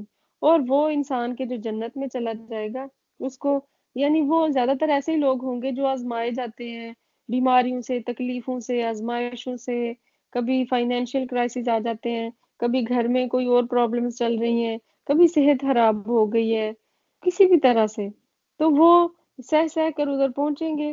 جنت کی نعمتوں کو جب دیکھیں گے تو ان سے پوچھا جائے گا کہ کیا تم نے کبھی کوئی تکلیف دیکھی ہے؟ تو وہ کہیں گے اللہ کی قسم ہمیں تو تکلیف کبھی چھو کر بھی نہ گزری۔ ایسی چیز ہے جنت کے، وہ ہر غم کو بھلا دے گی، اور جو جہنم ہے وہ ہر عیش کو بھلا دے گی۔ تو یہ دنیا میں تھوڑا سا عیش ہے، پھر ہمارے پاس ان کو آنا ہے، پھر ہم ان کو ان کے کفر کے بدلے سخت عذاب چکھائیں گے۔ اور آپ ان کو نوح علیہ السلام کا قصہ پڑھ کر سنائیے، جب کہ انہوں نے اپنی قوم سے فرمایا کہ اے میری قوم، اگر تم کو میرا رہنا اور احکام الہی کی نصیحت کرنا بھاری معلوم ہوتا ہے، میرا تو اللہ ہی پر بھروسہ ہے، تم اپنی تدبیر اپنے شرکا کے پختہ کر لو، پھر تمہاری تدبیر تمہاری گھٹن کا باعث نہ ہونی چاہیے، پھر میرے ساتھ کر گزرو اور مجھ کو مہلت نہ دو۔ پھر بھی اگر تم اعراض ہی کیے جاؤ تو میں نے تم سے کوئی معاوضہ تو نہیں مانگا، یعنی اگر تم مانو گے میری بات تو ٹھیک ہے، اگر نہیں بھی مانو گے تو میری کون سا سیلری لگی ہوئی ہے تمہارے پاس کہ جو میری سیلری رک جائے گی، یا تم سے میں کوئی معاوضہ مانگ رہا تھا جو مجھے نہیں ملنے والا۔ یعنی یہ تو اللہ کے حضور کی جانے والی ایفٹ ہے، میرا معاوضہ تو صرف اللہ ہی کے ذمہ ہے، اور مجھ کو حکم کیا گیا ہے کہ میں مسلمانوں سے رہوں۔ سو وہ لوگ ان کو جھٹلاتے رہے، پس ہم نے ان کو اور جو ان کے ساتھ کشتی میں تھے ان کو نجات دی اور ان کو جانشین بنایا، اور جنہوں نے ہماری آیتوں کو جھٹلایا تھا ان کو غرق کر دیا۔ سو دیکھنا چاہیے کہ کیسا انجام ہوا ان لوگوں کا جو ڈرائے جا چکے ہیں۔ تو حضرت نوح جو ہیں انہوں نے 950 سال تبلیغ کی، لیکن چند ایک لوگوں کے علاوہ کوئی بھی ان کی بات پر مطلب لبیک نہ کہا کسی نے، پھر ان کو ہلاک کر دیا گیا۔ اور یعنی حضرت نوح کو آدم ثانی بھی کہا جاتا ہے نا، کہ یعنی ان کے بعد ایک دفعہ دوبارہ دنیا میں انسانی آبادی آباد ہوئی، یعنی جب کشتی میں یہ تھے طوفان نوح آیا تو ہر چیز غرق ہو چکی تھی، جب دوبارہ یہ زمین پر آئے تو پھر ان سے آگے دوبارہ زمین آباد ہوئی۔ پھر نوح علیہ السلام کے بعد ہم نے اور رسولوں کو ان کی قوموں کی طرف بھیجا، سو وہ ان کے پاس روشن دلیلیں لے کر آئے، بس جس چیز کو انہوں نے اول میں جھوٹا کہہ دیا یہ نہ ہوا کہ پھر اس کو مان لیتے۔ اللہ تعالیٰ اسی طرح حد سے بڑھنے والوں کے دلوں پر بند لگا دیتا ہے، یعنی جس طرح ان گزشتہ قوموں پر ان کے کفر اور انکار کی وجہ سے اللہ نے مہریں لگا دی تھی، تو اسی طرح آئندہ بھی جو قوم اللہ کے رسول کو جھٹلائے گی اور اللہ کی آیتوں کا انکار کرے گی، ان کے دلوں پر بھی مہر لگتی رہے گی، اور ہدایت سے وہ اسی طرح محروم رہیں گے جس طرح پچھلی قومیں محروم رہیں۔ پھر ان پیغمبروں کے بعد ہم نے موسیٰ اور ہارون علیہ السلام کو فرعون کو اور اس کے سرداروں کے پاس اپنی نشانیاں دے کر بھیجا، سو انہوں نے تکبر کیا اور وہ لوگ مجرم قوم تھے۔ تو اب یہاں سے حضرت موسیٰ اور حضرت ہارون علیہ السلام کی سٹوری چل پڑی ہے۔ پھر جب ان کو ہمارے پاس سے صحیح دلیل پہنچی تو وہ لوگ کہنے لگے کہ یقیناً یہ صریح جادو ہے۔ تو جب حضرت موسیٰ علیہ السلام نے اپنی نبوت کے اقرار اظہار کے طور پر ان کو معجزات دکھائے تو انہوں نے اس کو جادو کا نام دے دیا۔ یعنی کوئی جب انکار کی معقول وجہ نہ ملی، یعنی کیسے جان چھڑائیں اس کی بات سے، تو کہنے لگے کہ یہ تو جادو ہے۔ تو حضرت موسیٰ علیہ السلام نے کہا کہ ذرا سوچو تو صحیح، حق کی دعوت اور صحیح بات کو تم جادو کہتے ہو، بھلا یہ جادو ہے؟ جادوگر تو کامیاب نہیں ہوتے، اور میں تو صرف اللہ تعالیٰ کا رسول ہوں۔ موسیٰ علیہ السلام نے فرمایا کہ تم اس صحیح دلیل کی نسبت جب کہ وہ تمہارے پاس پہنچی ایسی بات کہتے ہو کہ کیا یہ جادو ہے، حالانکہ جادوگر کامیاب نہیں ہوا کرتے۔ وہ لوگ کہنے لگے کیا تم ہمارے پاس اس لیے آئے ہو کہ ہم کو اس طریقہ سے ہٹا دو جس پر ہم نے اپنے باپ دادا کو پایا، اور تم دونوں کو دنیا میں بڑائی مل جائے اور ہم تم دونوں کو کبھی نہ مانیں گے۔ تو دنیا والوں کو لگتا ہے کہ صرف دنیا ہی کا فائدہ اور دنیا ہی کا نقصان ہے، اس کے علاوہ اور کچھ نہیں ہے۔ وہ کنویں کے مینڈک کی طرح بس اسی میں ہی سب کچھ دیکھتے اور اسی میں ہی محسوس کرتے ہیں۔ تو جب ان لوگوں نے اللہ کے حضور یعنی لا الہ الا اللہ کے اقرار کی، اللہ تعالیٰ کو وحدہ لا شریک مان کر اسی کی اطاعت کرنے کی دعوت دی، تو ان کو وہ بھی ایک سازش ہی لگی کہ جیسے یہ ہم سے کوئی سرداری چھیننا چاہتے ہیں، ہم سے دنیا کے فائدے حاصل کرنا چاہتے ہیں۔ تو جو ایک پریچر ہے، جو ایک ریفارمر ہے، جس نے اللہ کے دین کا کام کرنا ہے، اس کی نظر آخرت پر ہوتی ہے۔ وہ یہ نہیں دیکھتا کہ مجھے اس سے کتنی تعریفیں، کتنے گفٹس، کتنے میرے اخباروں میں نام آئیں گے اور مجھے کتنا سراہا جائے گا، یا مجھے کتنے لائکس ملیں گے اور کتنے مجھے اس کے بدلے میں پیسے ملیں گے. اس کا اجر تو صرف اللہ کی اس پہ ہوتا ہے، یعنی وہ اللہ ہی سے اجر چاہتا ہے. اور یہی اس کی سچائی کی سب سے بڑی دلیل ہے کہ وہ لوگوں کی تعریفوں سے اور ان کی ملامت کرنے سے بالکل مطلب آزاد ہے. اس کو اس چیز سے فرق ہی نہیں پڑتا. اور فرعون نے کہا کہ میرے پاس تمام ماہر جادوگروں کو حاضر کرو. پھر جب جادوگر آئے تو موسیٰ علیہ السلام نے ان سے فرمایا کہ ڈالو جو کچھ تم ڈالنے والے ہو. تو جب انہوں نے ڈالا تو موسیٰ علیہ السلام نے فرمایا کہ جو کچھ تم لائے ہو جادو ہے. یقینی بات ہے کہ اللہ اس کو بھی درہم برہم کیے دیتا ہے. اللہ ایسے فسادیوں کا کام بننے نہیں دیتا. تو یہ جو آیت ہے نا، آیت نمبر 80، 81 اور 82 وغیرہ، یہ اگر کسی کو لگے کہ ہمارے اوپر جادو ہے تو وہ یہ والی آیات پڑھ سکتا ہے، تو اس کو فائدہ انشاءاللہ اللہ تعالیٰ دے گا. ان اللہ سیبطلہ، کہ بے شک اللہ تعالیٰ اس جو جادو ہے اس کو باطل کرنے والا ہے.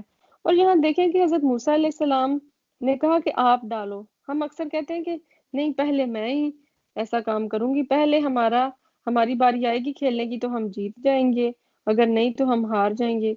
تو وہ ایسے کمپلیکس سے بالکل آزاد ہے حضرت موسیٰ. ان کو پتا تھا نا کہ یہ حق ہے.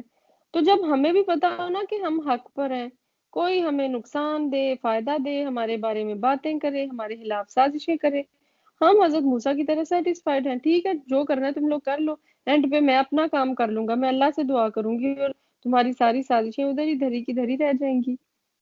وَيُحِقُّ اللَّهُ الْحَقَّ بِكَلِمَاتِهِ وَلَوْ كَرِهَ الْمُجْرِمُونَ. اور اللہ تعالیٰ حق کو اپنے فرمان سے ثابت کر دیتا ہے، گو مجرم کیسا ہی ناگوار سمجھے. پس موسیٰ علیہ السلام پر ان کی قوم میں سے صرف قدر قلیل آدمی ایمان لائے. جب بھی ایمان والوں کی بات ہوئی تو وہ قلیل ہی میں ہوئی، جب بھی شکر گزاروں کی بات ہوئی تو وہ قلیل ہی تھے، وہ تھوڑے ہی تھے. ہم فالو کرتے ہیں میجورٹی کو. تو کبھی بھی کسی کام کو یہ سوچ کر نہ کریں کہ ساری دنیا کر رہی ہے تو میں بھی کر لوں. اکثر جو مطلب لوگوں کی جو کثرت ہے وہ گمراہی پر ہی ہوتی ہے، اور صاف ستھرا رستہ جو ہدایت کا اور دین کا رستہ ہے اس شاہراہ پہ کم ہی لوگ آپ کو ملیں گے. وہ بھی فرعون سے اور اپنے حکام سے ڈرتے ڈرتے کہ کہیں ان کو تکلیف پہنچائے. اور واقع میں فرعون اس ملک میں زور رکھتا تھا، اور یہ بھی بات تھی کہ وہ حد سے باہر ہو جاتا تھا کیونکہ وہ اپنے آپ کو خدا سمجھتا تھا. تو خدائی کا دعویٰ کر کے وہ اپنے آپ کو ہر اختیار دیے ہوئے تھا. اور موسیٰ علیہ السلام نے فرمایا کہ اے میری قوم، اگر تم اللہ پر ایمان رکھتے ہو تو اسی پر توکل کرو اگر تم مسلم ہو. تو بنی اسرائیل فرعون کی طرف سے جس ذلت اور رسوائی کا شکار تھے، تو حضرت موسیٰ علیہ السلام کے آنے کے بعد بھی اس میں کوئی کمی نہیں آئی، تو اس لیے وہ سخت پریشان تھے. بلکہ حضرت موسیٰ علیہ السلام سے انہوں نے یہ تک کہہ دیا کہ اے موسیٰ، جس طرح تیرے آنے سے پہلے ہم فرعون اور اس کی قوم کی طرف سے تکلیفوں میں مبتلا تھے، تو تیرے آنے کے بعد بھی ہماری کنڈیشن کوئی بدلی تو نہیں. تو جس پر حضرت موسیٰ علیہ السلام نے انہیں کہا تھا کہ امید ہے کہ میرا رب جلد ہی تمہارے دشمن کو ہلاک کر دے گا، لیکن اس کے لیے ضروری کیا ہے کہ تم صرف ایک اللہ سے مدد چاہو اور صبر کا دامن ہاتھ سے نہ چھوڑو. یہاں سے کیا پتہ چلتا ہے کہ انسان کو اچھے دنوں کا انتظار صبر کے ساتھ کرنا چاہیے. فَقَالُوا عَلَى اللَّهِ تَوَكَّلْنَا رَبَّنَا لَا تَجْعَلْنَا فِتْنَةً لِلْقَوْمِ الظَّالِمِينَ. انہوں نے عرض کیا کہ ہم نے اللہ ہی پر توکل کیا، اے ہمارے پروردگار، ہم کو ان ظالموں کے لیے فتنہ نہ بنا، اور ہم کو اپنی رحمت سے ان کافر لوگوں سے نجات دے. یعنی اللہ پر توکل کے ساتھ ساتھ انہوں نے بارگاہ الہی میں دعائیں بھی کی. اور دیکھیں کہ مومن کا تو ہتھیار دعا ہی ہے، جہاں اور کچھ نہیں کر سکتے. فرعون کو مار نہیں سکتے، بگا نہیں سکتے، اس کے آگے بول نہیں سکتے، دعا تو کر سکتے ہیں. اور ہم نے موسیٰ علیہ السلام اور ان کے بھائی کے پاس وحی بھیجی کہ تم دونوں اپنے ان لوگوں کے لیے مصر میں گھر برقرار رکھو، اور تم سب اپنے انہی گھروں کو نماز پڑھنے کی جگہ قرار دے لو اور نماز کے پابند رہو، اور آپ مسلمانوں کو بشارت دے دیں. اس کا مطلب یہ ہے کہ اپنے گھروں ہی کو مسجدیں بنا لو، یعنی ان کا رخ بیت المقدس کی طرف کر لو، تاکہ تمہیں عبادت کرنے کے لیے باہر نہ نکلنا پڑے اور تمہیں پھر فرعون جو ہے اور اس کے کرندے ظلم و ستم کا نشانہ نہ بنائیں. اور موسیٰ علیہ السلام نے عرض کیا اے ہمارے رب تو نے فرعون کو اور اس کے سرداروں کو سامان زینت اور طرح طرح کے مال دنیاوی زندگی میں دیے، اے ہمارے رب وہ تیری راہ سے گمراہ کریں، اے ہمارے رب ان کے مالوں کو نیست و نابود کر دے اور ان کے دلوں کو سخت کر دے سو یہ ایمان لانے نہ پائیں یہاں تک کہ دردناک عذاب کو دیکھ لیں۔ حق تعالیٰ نے فرمایا کہ تم دونوں کی دعا قبول کر لی گئی، سو تم ثابت قدم رہو اور ان لوگوں کی راہ نہ چلنا جن کو علم نہیں۔ تو اس کا ایک مطلب تو یہ ہے کہ اپنی بد دعا پر قائم رہنا، چاہے اس کے ظاہر ہونے میں دیر ہی کیوں نہ ہو جائے، کیونکہ تمہاری دعا تو یقیناً قبول کر لی گئی ہے، لیکن ہم اسے عملی جامہ کب پہنائیں گے تو یہ تو اللہ تعالیٰ ہی کی مرضی پر ڈیپینڈ کرتا ہے۔ اور پھر کہا جاتا ہے کہ 40 سال بعد فرعون اور اس کی قوم ہلاک کی گئی تھی۔ ہم کہتے ہیں اللہ ہماری تو دعائیں سنتا ہی نہیں ہے، اللہ سنتا ہے چاہے وہ 40 سال ہی کیوں نہ لگ جائیں۔ اور ہم نے بنی اسرائیل کو دریا سے پار کر دیا، پھر ان کے پیچھے پیچھے فرعون اپنے لشکر کے ساتھ ظلم اور زیادتی کے ارادے سے چلا، یہاں تک کہ جب ڈوبنے لگا تو کہنے لگا کہ میں ایمان لایا ہوں جس پر بنی اسرائیل ایمان لائے، اس کے سوا کوئی معبود نہیں اور میں مسلمانوں میں سے ہوں۔ یعنی جب ڈوبنے لگا تو پھر کہنے لگا کہ اب میں ایمان لے آیا، لیکن اب کا ایمان فائدے مند نہیں ہے۔ جب اپنا انجام دیکھ لیا تو اب پھر انجام سے ڈر رہا ہے، یہ تو پھر ایمان نہ ہوا۔ جواب دیا گیا کہ اب ایمان لاتا ہے اور پہلے سرکشی کرتا رہا اور مفسدوں میں رہا۔ یعنی اللہ تعالیٰ کی طرف سے اس کو کیا رسپانس ملا کہ اب ایمان لانے کا کوئی فائدہ نہیں ہے، کیونکہ جب ایمان لانے کا وقت تھا اس وقت تو تم نافرمانیوں میں مبتلا تھے۔ سو آج ہم صرف تیری لاش کو نجات دیں گے تاکہ تو ان کے لیے نشان عبرت ہو جو تیرے بعد ہیں، اور حقیقت یہ ہے کہ بہت سے آدمی ہماری نشانیوں سے غافل ہیں۔ تو جب فرعون غرق ہو گیا تو بہت سارے لوگوں کو یقین ہی نہیں آتا تھا، کیونکہ وہ اس کو الہ سمجھتے تھے۔ وہ کہتے تھے اتنا متکبر، اتنا بڑا بادشاہت رکھنے والا آدمی وہ مر گیا، تو ہاں یہ کیسے مر گیا؟ تو پھر اللہ تعالیٰ نے سمندر کو حکم دیا کہ اس کی لاش کو باہر خشکی پر پھینک دو۔ تو پھر جب سب نے دیکھ لیا تو ان کو یقین آ گیا، اور یہ اس کی جو ممی ہے، اس کی جو ڈیڈ باڈی ہے، یہ مصر کے میوزیم میں آج بھی موجود ہے، اور کئی دفعہ اس کو ادھر ادھر یعنی فرانس اور دوسرے کنٹریز میں لے جایا جاتا ہے، اور پھر اس کو بڑی توپوں کی سلامی دی جاتی ہے اور لوگ اس کو دیکھتے ہیں، حالانکہ یہ تو عبرت کا نشان اللہ تعالیٰ نے اس کو بنایا ہوا ہے۔ اور ہم نے بنی اسرائیل کو بہت اچھا ٹھکانہ رہنے کو دیا، اور ہم نے انہیں پاکیزہ چیزیں کھانے کو دیں، سو انہوں نے اختلاف نہیں کیا یہاں تک کہ ان کے پاس علم پہنچ گیا۔ یقینی بات ہے کہ آپ کا رب ان کے درمیان قیامت کے دن ان امور میں فیصلہ کرے گا جن میں وہ اختلاف کرتے ہیں۔ پھر اگر آپ اس کی طرف سے شک میں ہوں جس کو ہم نے آپ کے پاس بھیجا ہے تو آپ ان لوگوں سے پوچھئے جو آپ سے پہلے کتابوں کو پڑھتے ہیں، بے شک آپ کے پاس آپ کے رب کی طرف سے سچی کتاب آئی ہے، آپ ہرگز شک کرنے والوں میں سے نہ ہوں۔ تو کہا تو نبی صلی اللہ علیہ وآلہ وسلم سے جا رہا ہے، لیکن مخاطب تو امت ہے، یعنی کسی بھی طرح سے اس قرآن کی سچائی پر کوئی بھی شک نہ کرے، اور نہ ان لوگوں میں سے ہوں جنہوں نے اللہ تعالیٰ کی آیتوں کو جھٹلایا، کہیں آپ خسارہ پانے والوں میں سے نہ ہو جائیں۔ یقیناً جن لوگوں کے حق میں آپ کے رب کی بات ثابت ہو چکی ہے وہ ایمان نہ لائیں گے، گو ان کے پاس تمام نشانیاں پہنچ جائیں جب تک کہ وہ دردناک عذاب کو نہ دیکھ لیں۔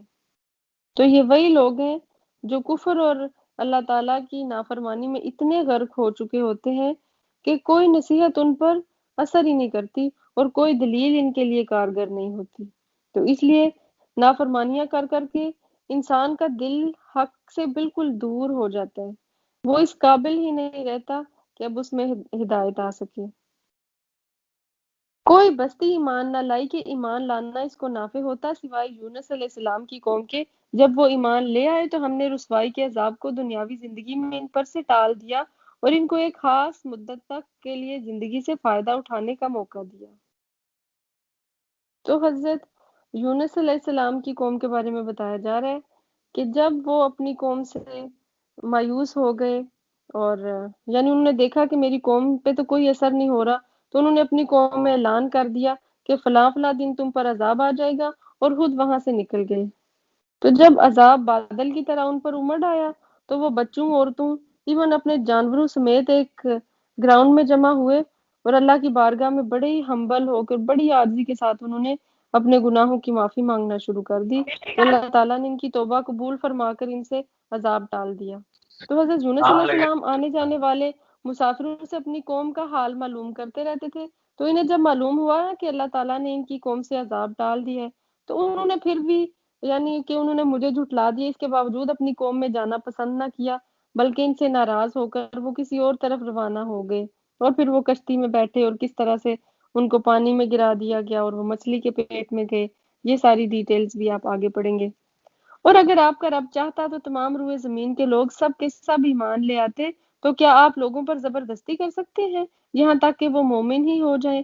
حالانکہ کسی شخص کا ایمان لانا اللہ کے حکم کے بغیر ممکن نہیں، اور اللہ تعالیٰ بے عقل لوگوں پر گندگی ڈال دیتا ہے۔ گندگی کیا؟ یعنی کفر کی جو نحوست ہے وہ ان پر پڑ جاتی ہے۔ آپ کہہ دیجئے کہ تم غور کرو کہ کیا کیا چیزیں آسمانوں میں اور زمین میں ہیں، اور جو لوگ ایمان نہیں لاتے ان کو نشانیاں اور دھمکیاں کچھ فائدہ نہیں پہنچاتی۔ سو وہ لوگ صرف ان لوگوں کے سے واقعات کا انتظار کر رہے ہیں جو ان سے پہلے گزر چکے ہیں۔ آپ فرما دیجئے کہ اچھا تو تم انتظار میں رہو، میں بھی تمہارے ساتھ انتظار کرنے والوں میں سے ہوں۔ یعنی یہ لوگ جن پر کوئی دلیل اور دھمکی اثر انداز نہیں ہوتی تو لہٰذا ایمان نہیں لاتے، تو کیا اس بات کے منتظر ہیں کہ ان کے ساتھ بھی وہی کچھ کیا جائے جو ان سے پہلی امتوں پر کیا گیا؟ یعنی اہل ایمان کو بچا کر تو ان کو ہلاک کر دیا جائے۔ تو اگر یہ اسی بات کا انتظار کر رہے ہیں تو ٹھیک ہے، وہ دن تو آ کر رہے گا۔ ہم بھی جب تک ہمارے اوپر کوئی مشکل نہ آئے اور ہمیں نہ آزمایا جائے، ہم دوسروں کی مشکلوں سے سبق حاصل نہیں کرتے۔ وہ کسی سے پوچھا گیا کہ آپ نے اتنی دانائی کہاں سے سیکھی، تو انہوں نے کہا بے وقوفوں سے۔ کہا بے وقوفوں سے؟ کہا کہ جس جس چیز پر بے وقوفوں کو مار پڑتی رہی تو میں نے وہ کام کرنے چھوڑ دیے۔ تو ہم بھی ان قوموں سے سبق سیکھیں، جو جو کام انہوں نے کیے ہم بھی کرنے چھوڑ دیں، تو انشاءاللہ ہم نے انہی بے وقوف قوموں سے ہی دانائی حاصل کر لینی ہے۔ پھر ہم اپنے پیغمبروں کو اور ایمان والوں کو بچا لیتے تھے، اسی طرح ہماری ذمہ ہے کہ ہم ایمان والوں کو نجات دیا کرتے ہیں۔ آپ کہہ دیجئے کہ اے لوگو، اگر تم میرے دین کی طرف سے شک میں ہو تو میں ان معبودوں کی عبادت نہیں کرتا جن کی تم اللہ کو چھوڑ کر عبادت کرتے ہو، لیکن ہاں اس اللہ کی عبادت کرتا ہوں جو تمہاری جان قبض کرتا ہے، اور مجھ کو یہ حکم ہوا ہے کہ میں ایمان لانے والوں میں سے ہوں۔ یعنی زندگی اور موت تو اسی کے ہاتھ میں ہے، اسی لیے جب وہ چاہے تمہیں ہلاک کر سکتا ہے، کیونکہ انسانوں کی جانیں تو ٹوٹلی اسی پہ ڈیپینڈ کرتی۔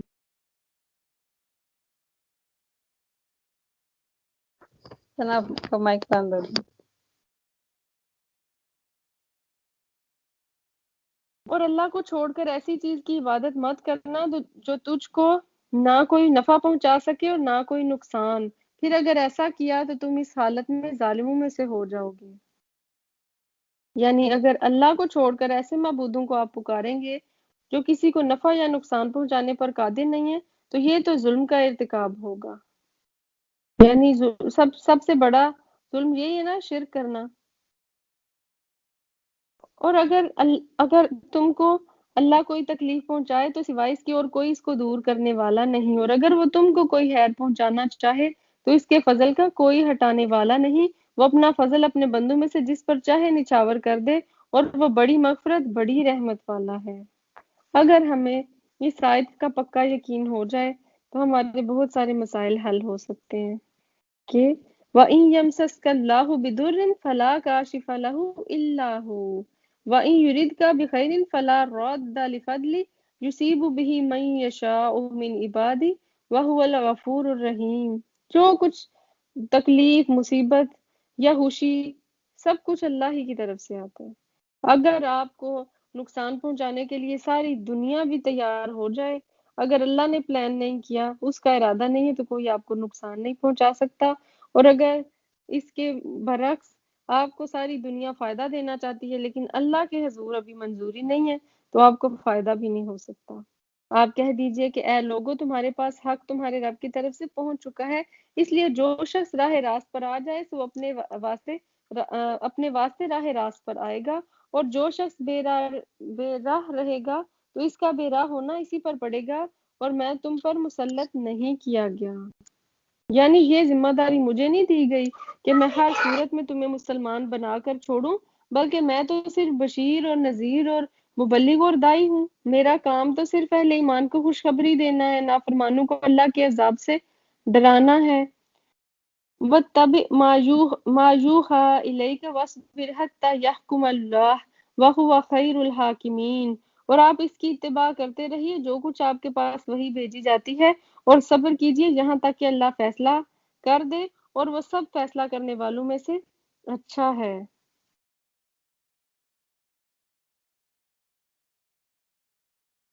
سورہ ہود۔ بسم اللہ